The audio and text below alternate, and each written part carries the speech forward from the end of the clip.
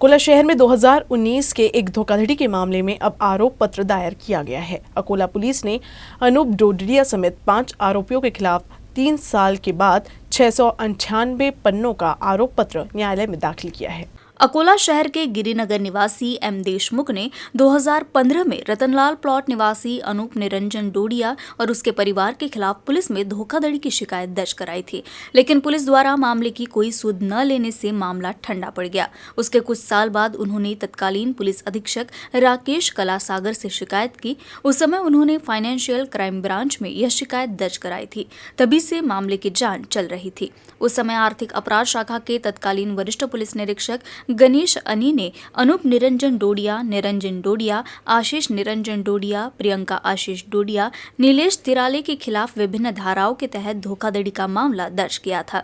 शहर कोतवाली पुलिस ने अनूप डोडिया और उनके पिता निरंजन डोडिया को भी गिरफ्तार किया था, लेकिन बाकी के 3 आरोपी फरार है। अब कई साल बीतने के बाद इस मामले में आरोप पत्र दाखिल किया गया है, जिससे इस मामले में जांच आगे बढ़ने की उम्मीद है। मध्य रेलवे के कोपरगांव से कनेरगांव के बीच 23 जनवरी तक ब्लॉक की वजह से कुछ ट्रेनों को रद्द किया गया, जबकि कुछ ट्रेनों के रूट में बदलाव किया गया है। कोल्हापुर से रवाना होने वाली 11039 कोल्हापुर गोंदिया महाराष्ट्र एक्सप्रेस ट्रेन, साथ ही गोंदिया से रवाना होने वाली 01336 गोंदिया कोल्हापुर महाराष्ट्र एक्सप्रेस को 21, 22 और 23 जनवरी को रद्द कर दिया गया है।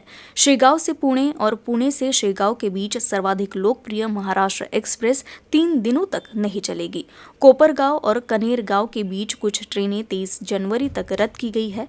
सोलापुर मंडल में कोपरगांव यार्ड के डबल ट्रैक कार्य के लिए कुछ ट्रेनों को डाइवर्ट किया गया है। 22141 पुणे नागपुर 19 जनवरी को लोनावला, पनवेल, कल्याण, इगतपुरी, मनमाड़ होते हुए नागपुर पहुंचेगी। ट्रेन नंबर 22142 नागपुर पुणे 20 जनवरी को मनमाड़, इगतपुरी, कल्याण, पनवेल, लोनावला होते हुए पुणे पहुंचेगी। 22139 पुणे अजनी ट्रेन 21 जनवरी को लोनावला, पनवेल, कल्याण, इगतपुरी, मनमाड़ होते हुए अजनी पहुंचेगी। 22140 अजनी पुणे ट्रेन 22 जनवरी को मनमाड़, इगतपुरी, कल्याण, पनवेल, लोनावला होते हुए पुणे पहुंचेगी। तो वही 22117 पुणे अमरावती ट्रेन 18 जनवरी को लोनावला, पनवेल, कल्याण, इगतपुरी, मनमाड़ होते हुए अमरावती पहुंचेगी। ट्रेन नंबर 22118 पुणे अमरावती 19 जनवरी को मनमाड़, लोनावला, पनवेल, कल्याण, इगतपुरी होते हुए पुणे पहुंचेगी। 20 जनवरी को 22123 पुणे अजनी ट्रेन लोनावला, पनवेल, कल्याण, इगतपुरी, मनमाड़ होते हुए अजनी पहुंचेगी।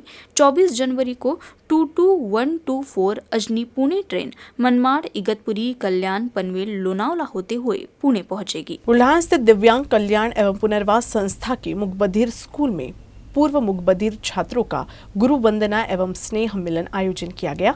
इस कार्यक्रम में 120 विद्यार्थी उपस्थित थे। बुल्ढाना शहर के मुकबधिर स्कूल के कई पूर्व छात्रों के सोशल मीडिया के माध्यम से जुड़ने के बाद उन्होंने पूर्व मुकबधिर छात्रों का स्नेह मिलन कार्यक्रम आयोजित करने की इच्छा व्यक्त की, जिसके बाद बुल्ढाना स्थित दिव्यांग कल्याण एवं पुनर्वास संस्थान के मुकबधिर स्कूल में पूर्व मुकबधिर छात्रों की गुरुवंदना और स्नेह मिलन कार्यक्रम आयोजित किया गया।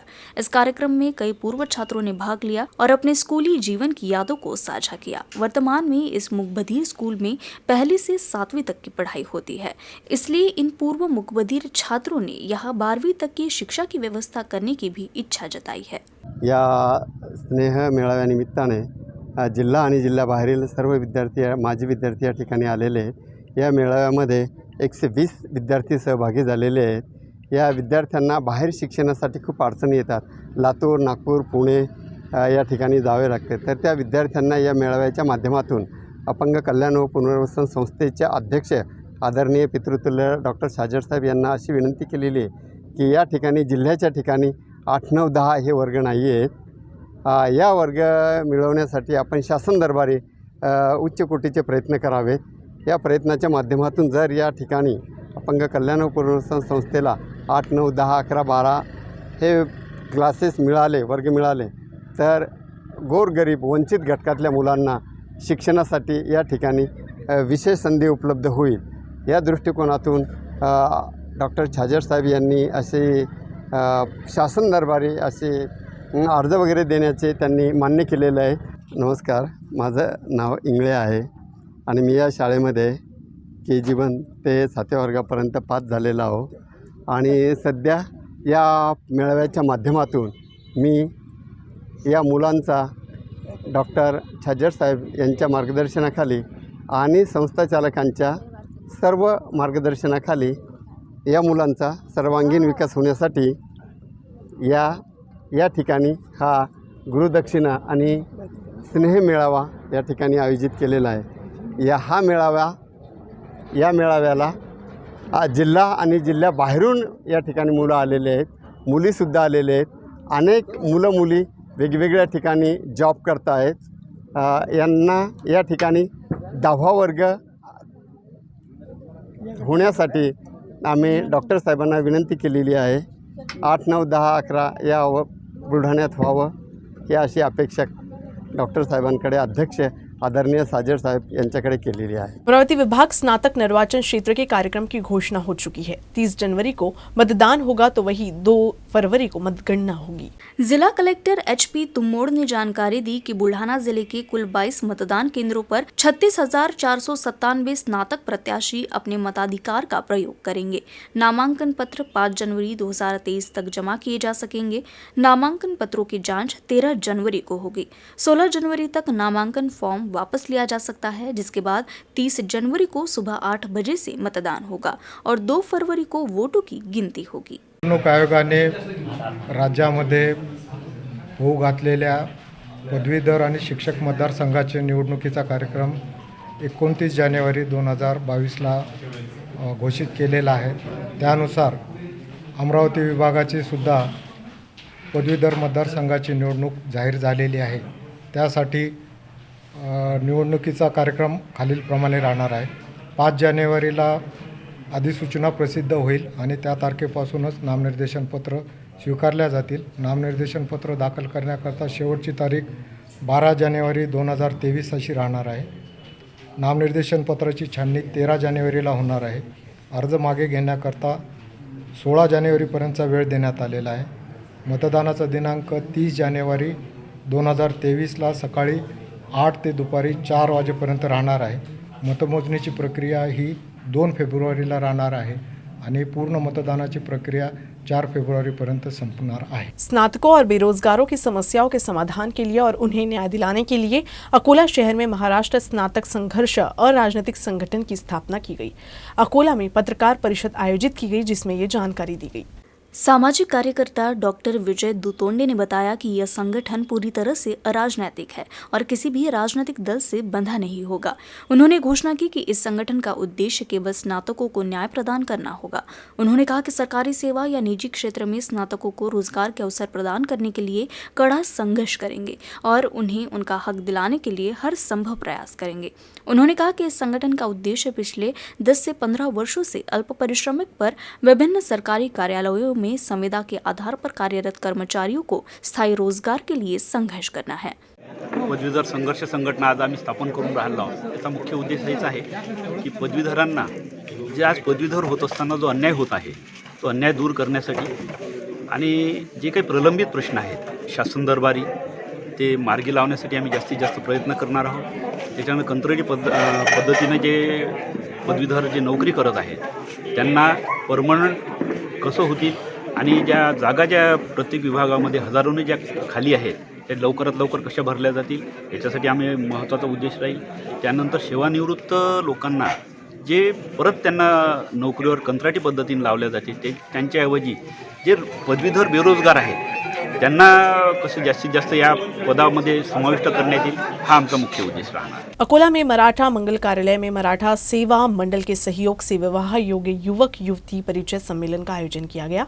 इस सम्मेलन में विदर्भ, मराठवाड़ा, खानदेश, मध्य प्रदेश, सूरत से बड़ी संख्या में युवक युवती शामिल होने पहुंचे थे। अतिथियों ने कहा कि इस तरह के कार्यक्रम समय की जरूरत है। इस अवसर पर कार्यक्रम में आए अनेक विवाह योग्य युवक युवतियों ने मंच पर आकर अपना परिचय दिया। आयोजकों ने मंच पर आकर अपना परिचय देने वाले युवाओं को विशेष पुरस्कार देकर उनका उत्साह बढ़ाया।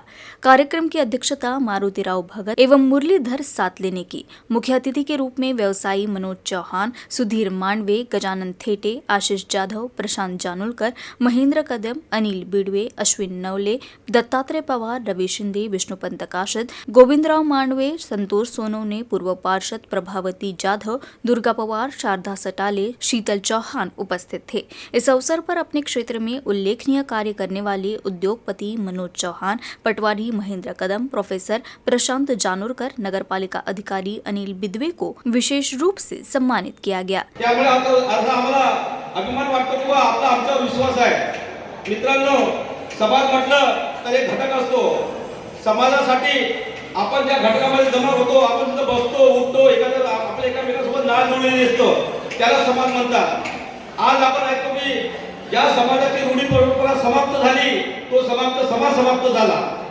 लोक सांगतात लोक चंद्रावर गेले, कुठं गेले, इंजिनियर झाले, वकील झाले, पण मी अशी विनंती करतो की आपली जी संस्कृती आहे ते संस्कृती भी सोडू नका। देश में सामाजिक, आर्थिक, राजनीतिक परिवर्तन हो रहा है। ऐसे में सर्वांगीण विकास के लिए स्वरोजगार, रोजगार सृजन और शिक्षा व्यवस्था में बदलाव के साथ मानसिकता में बदलाव जरूरी है। ये कहना है वरिष्ठ पत्रकार, लेखक और मीडिया विशेषज्ञ उदय निरगुड़कर का। अकोला में आयोजित एक कार्यक्रम के दौरान उन्होंने ये बात कही। अकोला शहर के राधा किशन तोषनीवाल आयुर्वेदिक कॉलेज के प्रांगण में 2 दिवसीय व्याख्यानमाला का आयोजन किया गया। एक कार्यक्रम में ठाणे के वरिष्ठ पत्रकार उदय निरगुड़कर ने कहा कि भारत में बहुत ऊर्जा है। यदि इस ऊर्जा का राजनीतिक तंत्र सहित पूरी व्यवस्था द्वारा सही और प्रभावी ढंग से उपयोग किया जाए तो एक मजबूत भारत का निर्माण संभव हो सकेगा। पर्यावरण पर बोलते हुए निरगुड़कर ने कहा कि मनुष्य को अपने कर्तव्य के प्रति जागरूक होना चाहिए। हम प्रकृति के ऋणी हैं। इसके लिए बढ़ती जनसंख्या को देखते हुए पानी के रिसाइकल, सौर ऊर्जा उत्पादन पर ध्यान देना आवश्यक है। कम जगह में ज्यादा खेती जैसे प्रयोग करने होंगे। उन्होंने मानव ऊर्जा के अनेक उदाहरण देते हुए कहा कि सूचना और प्रौद्योगिकी विकास का हिस्सा बढ़ा रही है। इतर सर्व क्षेत्रांची आघाडी मिळवत होतात ती 2030 साली चीन तुमच्याकडनं खेचून घेण्याच्या पोझिशनला पोहोचलेला असेल। State geopolitical development which is going to happen. दुसरं म्हणजे मगाशी मी सांगितलं की टॉप 10 जॉब्स जे आता आपण करतोय ते 20 वर्षापूर्वी अस्तित्वात नव्हते। त्यामुळे आज आपण जे इंजिनिअरिंग कॉलेजमध्ये, मेडिकल कॉलेजमध्ये अशा मुलांना शिकवतोय की जी टेक्नॉलॉजी किंवा जे ते 10 वर्षातच ऑब्सोलीट होणार, ते वापरणारच नाहीये।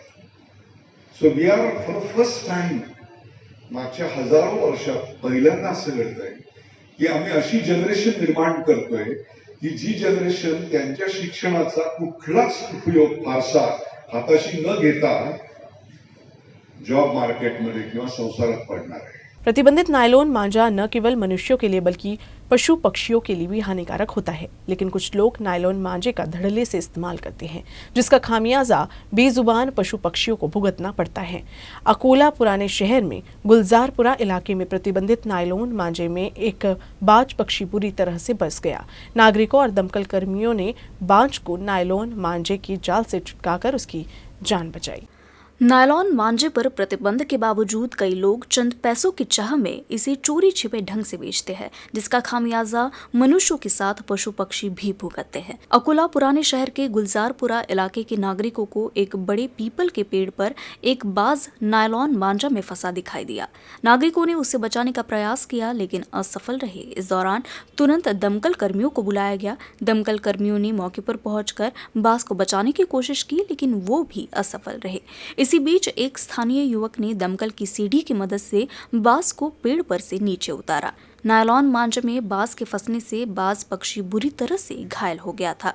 घायल बाज को पक्षी मित्र को सौंप दिया गया और आगे के इलाज के लिए ले जाया गया। विदर्भ में इन दिनों तापमान में भारी गिरावट आई है। इससे ठंडे इलाके में रहने वाले पक्षियों का विदर्भ में आगमन हो रहा है। बुल्ढाना शहर के विश्राम गृह परिसर में किंगफिशर पक्षी विचरण करते नजर आ रहे हैं। कुछ दिनों से बुल्ढाना समेत पूरे विदर्भ में कड़ाके की ठंड पड़ रही है, जिससे ठंडे इलाकों में रहने वाले पक्षियों का बुल्ढाना में आगमन हो रहा है। बुल्ढाना जिले के विश्राम गृह परिसर में किंगफिशर पक्षी देखे जा रहे हैं। किंगफिशर पक्षियों के विचरण का खूबसूरत नज़ारा कुछ लोगों ने अपने कैमरे में कैद कर लिया है।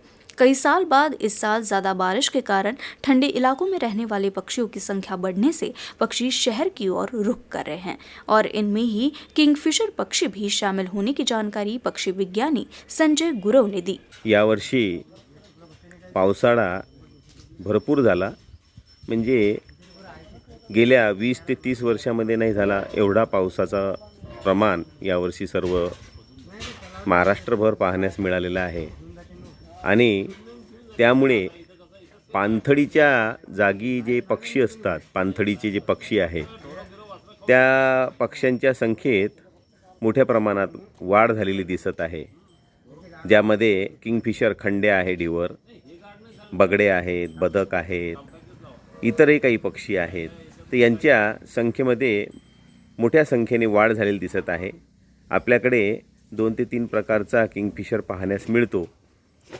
आम्ही पक्षी निरीक्षण करत असताना या पक्षी सप्ताहामध्ये आमच्या हे निदर्शनास आलेलं आहे आणि बुलढाणा, खामगाव, चिखली, मेहकर इकडे जे तलाव आहेत आणि जे धरणं आहेत त्या धरणांच्या अवतीभोवती आपण जर फिरले तर आपल्या दृष्टीस पाणथळीचे पक्षी मोठ्या प्रमाणावर दृष्टीस पडतील आणि जे कधी न पाहण्यात आले ते सुद्धा पक्षी तुम्हाला त्या ठिकाणी पाहण्यास मिलती। अकोला जिले के पातुर तहसील के आलेगांव वन क्षेत्र में पेड़ों की अवैध कटाई के आरोप में वन कर्मियों ने एक व्यक्ति को गिरफ्तार किया है। उसके पास से 1 लाख रुपए से अधिक का सामान जब्त किया गया है।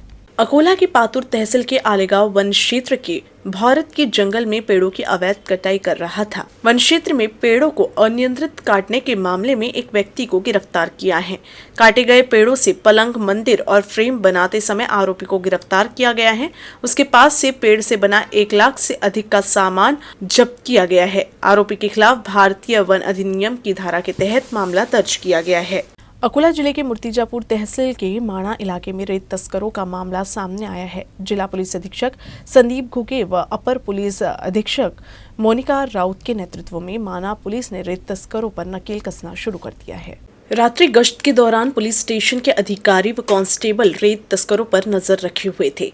माना के पुलिस निरीक्षक कैलाश भगत व पुलिस कर्मियों ने रात में रेती के 2 ट्रैक्टर आते देखे। उन्होंने आरोपी शुभम गजानन समदुरे व दिगंबर रामकृष्ण गावंडे बैठे थे। पुलिस ने दोनों को गिरफ्तार कर लिया और रेती तथा ट्रैक्टर ट्रॉली जब्त कर लिया। इनके पास से 14,08,000 रुपए का माल जब्त किया है और आरोपी के खिलाफ विभिन्न धाराओं के तहत मामला दर्ज किया गया है। न्यूज रूम से बस इतना ही। खबरों का सिलसिला यूं ही चलता रहेगा। आप देखते रहिएगा यूसी न्यूज। नमस्कार।